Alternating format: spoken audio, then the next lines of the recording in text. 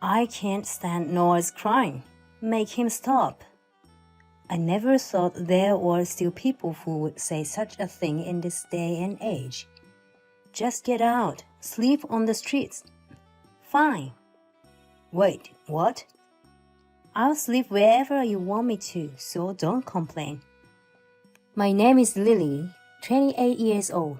I'm currently on a break for childcare, but I'm working as a freelance illustrator.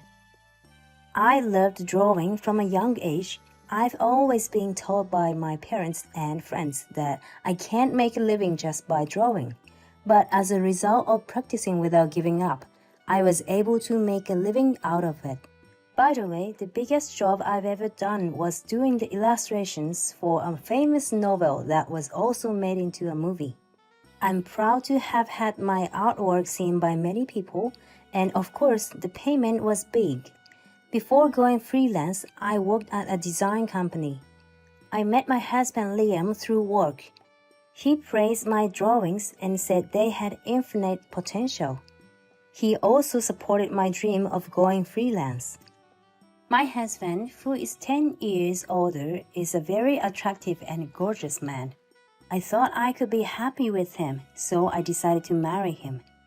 And now, about a month after giving birth to our first child, Noah, I had just returned from my parents' house and was stunned by the chaotic state of our home. You're finally back. You've got a lot of cleaning to do. The floor was barely visible due to the mess. Clothes were strewn about, and of course they weren't washed. The room was filled with a rotten smell of trash. It was so suffocating that I rushed to the window. Since the birth of my son, I had been living at my parents' house. My mother had passed away when I was a student. I was hesitant to stay with my father, who lives alone, but I was persuaded to stay for just 1 month. My mother-in-law, who lives nearby, was supposed to take care of my husband during this time. So what happened? Actually, my mom hurt her back. She couldn't come to do the housework and it was tough. But it's good you're back now. Clean up. I just got back and you are telling me to do the chores? And I need to feed Noah first. You can do that later. Just finish it today. Saying that, he quickly retreated to the bedroom. He doesn't seem to have any intention of cleaning up the mess he made. Before getting married, he was such a reliable and understanding husband. But after marriage, he changed completely. I felt betrayed. The true nature of my husband was that of a man with a childish personality who wouldn't be satisfied unless he was taken care of first. I will never forget the time when I was suffering from morning sickness. Lily, I'm hungry. My husband, with an attitude suggesting it's only natural for me to serve him, demands food. Back then, I could only eat Jelly-O and was exhausted from feeling sick all day. But he had the audacity to wake me up and demand me to make dinner. Despite explaining the situation multiple times and asking him to prepare food for himself, he would say something like, "Pregnancy isn't a sickness. Do you not care about me at all?" Without any hesitation. Reluctantly, I tried to make something light that doesn't have strong smell, only to hear him declare, "I want a pork cutlet." Even when I plead with tears, saying, "Please spare me. Just passing by the deli section of the supermarket makes me feel nauseous." He becomes sullen and moody. "No, I want pork cutlet." Pork cutlet. "But don't you buy it? Or maybe order delivery?" "No, I want you to make it and eat it freshly fried," he says, puffing up his cheeks like a child and throwing a tantrum on the sofa. He might think he's being cute, but it's unbearable for the one enduring it. Or rather, it's pathetic. I end up giving in just to get it over with, wanting to be freed from the frustration. Even with a mask on while frying, the unique smell can't be fully blocked. Despite my face turning pale and nausea and dizziness, My husband, eating his pork cutlets contentedly, doesn't even seem to notice. There are countless other outrageous episodes with my husband. I've been forced to accompany him on certain trips during my 8 to 9 month pregnancy. And even when I'm drowsy, he forces me to play games with him. I've explained multiple times that hormonal changes during pregnancy cause extreme drowsiness, but he doesn't seem to get it. Or maybe he just doesn't want to. With all this, the image I had of my husband before marriage has completely collapsed. To be honest, I've lost the confidence to raise a child together with him. The only reason I endure without thinking of divorce is for the sake of a child. Being a single parent isn't unusual these days, but there's still a perception that it's better for both parents to be present. Still, the lingering attachment to my husband is due to the hope that he might change once he sees our child. But needless to say, such hopes were shattered. On the first night after returning from my parents' house, after cleaning up the mess my husband made, I breastfed and went to sleep. Naturally, our newborn son needs to be fed during the night. I learned at the obstetric clinic that newborns require feeding every 3 hours, but our son gets hungry every 2 hours and cries loudly. With his big body, he cried louder than one would expect from a newborn. To avoid disturbing my husband's sleep from having to get up multiple times during the night, my son and I decided to sleep in the living room. Hey, it's too noisy. At night, as I was preparing milk, my irritated husband appeared, shouting angrily, "It's so loud. What are you doing? Keep it quiet." "That's what I'm doing. Can't you see I'm making milk?" Our son doesn't seem to get full from only breast milk, so I've been giving him warm milk each time I feed him. I have to add hot water and wait for it to reach body temperature, which takes quite a while. If you could provide enough breast milk, we wouldn't have to spend extra money, and the house would be quieter. Why can't you? Maybe you lack maternal instincts? What? I was furious at my husband's unreasonable outburst, but the priority was our son. Once he had his fill of milk, he drifted into a satisfied sleep. "Just don't let him cry. It's so loud, I can't sleep." "What are you talking about? It's normal for babies to cry. And to handle his nighttime crying, Noah and I sleep in the living room. What more do you want me to do? Maybe you should just wear earplugs." "I can't sleep with those uncomfortable things. You are always expecting me to change things. You're his mother. Figure it out, okay?" After shouting at me one-sidedly, he returned to his room. My head felt like it was about to explode from anger. If all mothers could somehow prevent their babies from crying at night, childcare would be easier. I understand that not being able to sleep is hard, but I feel the same. Yet, him acting like the victim and shouting is just inexcusable. The nighttime crying continued as expected, leading to arguments with my husband each time. At one point, he even told me to leave the house. "You want to kick out not just me, but Noah too? It's neither hot nor cold right now, so it's fine.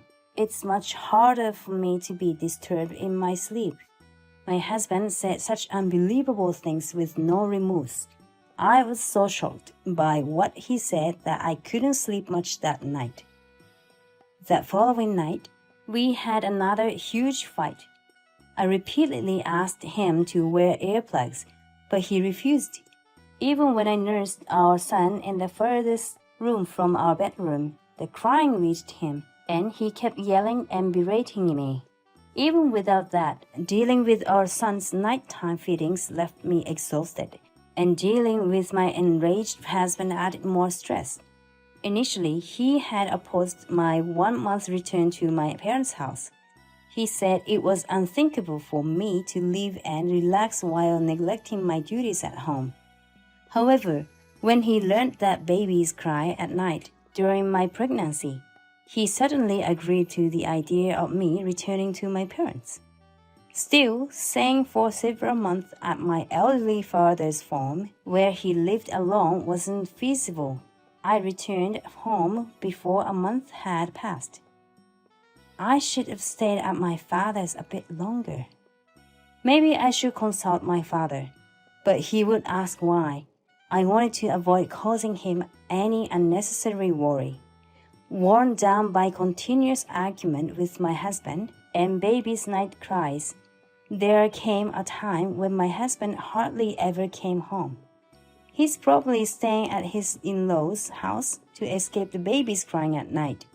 I didn't pay much attention to it. It's been about a week since my husband stopped coming home. Finally, the notice for the 1-month checkup arrived. At the maternity clinic where I gave birth, they had reduced the number of patients they accepted for checkups due to an outbreak of an infectious disease, so it's actually been about a month and a half. Fortunately, my son was able to complete the checkup without any issues. I consulted about the short interval of breastfeeding, but I only received a generic answer that some kids are like that. After the checkup, my son and I went shopping at the supermarket and then headed home. But no matter how much I tried, the key wouldn't fit and the door wouldn't budge. What's going on? In a panic, I checked the key. Huh? The key is different. Did I go to the wrong house? I checked multiple times, wondering if I mistakenly went to someone else's home, but it didn't seem that way. Could it be? I couldn't believe it, but my intuition whispered to me. My husband did something. I called his mobile phone many times, but he didn't answer, and during this time, my son began to fuss. With no other choice, I bought a bottle and powdered milk and rushed to a nearby hotel.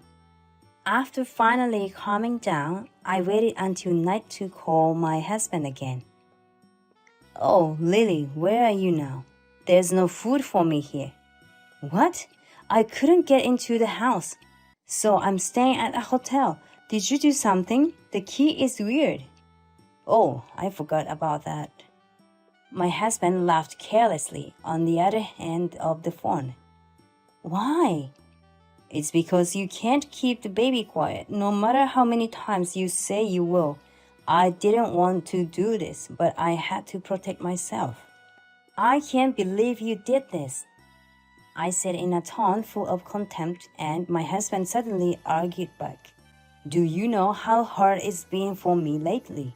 With the lack of sleep? Don't come back until the baby stops crying at night. Sleep on the streets or whatever. I couldn't stop my anger at his unbelievable statement. Still, pinching my arm, I managed to hold it back. Fine, but don't complain about where I sleep. I can't possibly sleep on the streets with a 0-year-old baby. I hung up the phone after saying what I wanted. Then I smiled slyly as I looked inside my wallet.